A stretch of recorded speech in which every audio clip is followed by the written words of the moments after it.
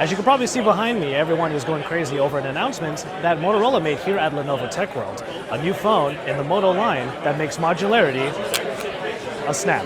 It's Josh Vergara from Android Authority. What's going on, everybody? And this is the Moto Z.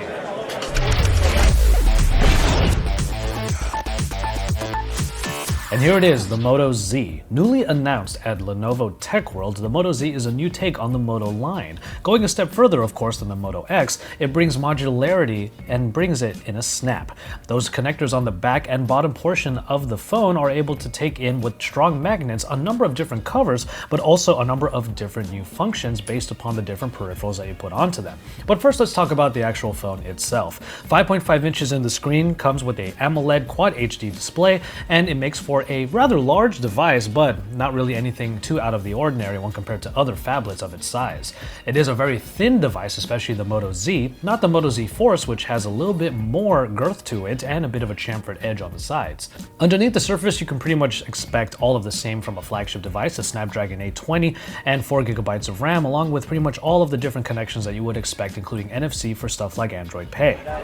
Overall, it's a very nice feeling device. It might be a little bit big for some people at 5.5 inches for the screen, but it does feel very premium, and the regular Moto Z that I have in my hand right now actually feels quite light. The Moto Z Force, as you're seeing in the shot right now, is a little bit beefier, a little bit heavier, and it has that shatterproof screen, so you can drop the phone and you're not going to have to worry about the screen ever shattering.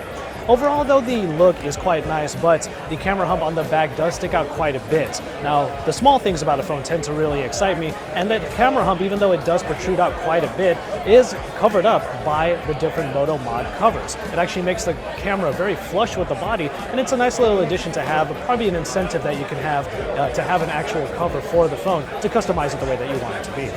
Among other things, the Moto Z Force has a few different specifications when compared to the original Moto Z. First of all, its battery is larger at 3,400 milliamp hours compared to 2,600 milliamp hours, and then you can also get the fast charging, the faster between the two, where you can get half of the battery in 15 to 20 minutes.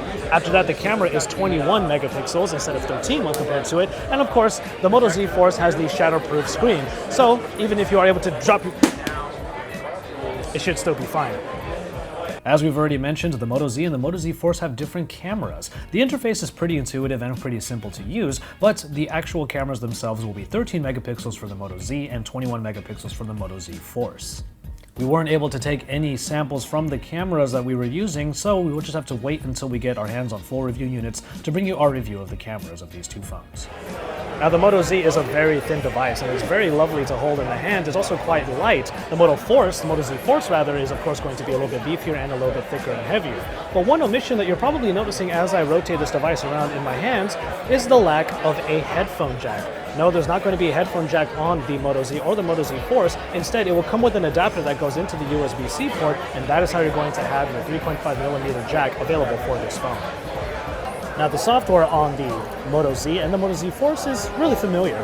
It's very similar to a stock version of Android, complete with the vertical app drawer,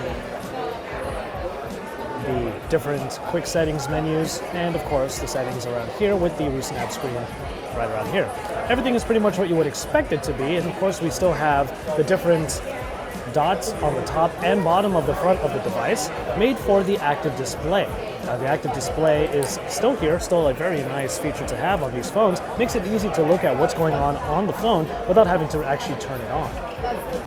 But of course, the main story with the Moto Z and the Moto Z Force is modularity. This is a arguably easier way of getting modularity on a device, as you don't have to pull a battery out or even turn off and turn on the phone again. You just have to snap on the peripheral to the back of the device and you're good to go.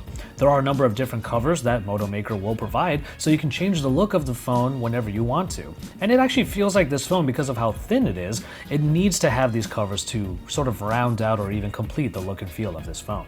There are a few different peripherals that are available, including battery cases, and Incipio has already made a few extra battery cases that snap right onto the back and provide even more power to make sure that the battery life goes as long as you need it to. There's a Pico projector which goes onto the back and does make the phone quite thick, but it does have a Pico projector inside that can be angled onto the wall or onto the ceiling, so you can easily provide presentations or just watch anything that you want on a bigger screen. And finally, there is a JBL speaker that goes around the back of the device. Actually adds a lot of girth to it, but it does have a 10-hour battery inside and provides some really great sound that you can hear in the following clip.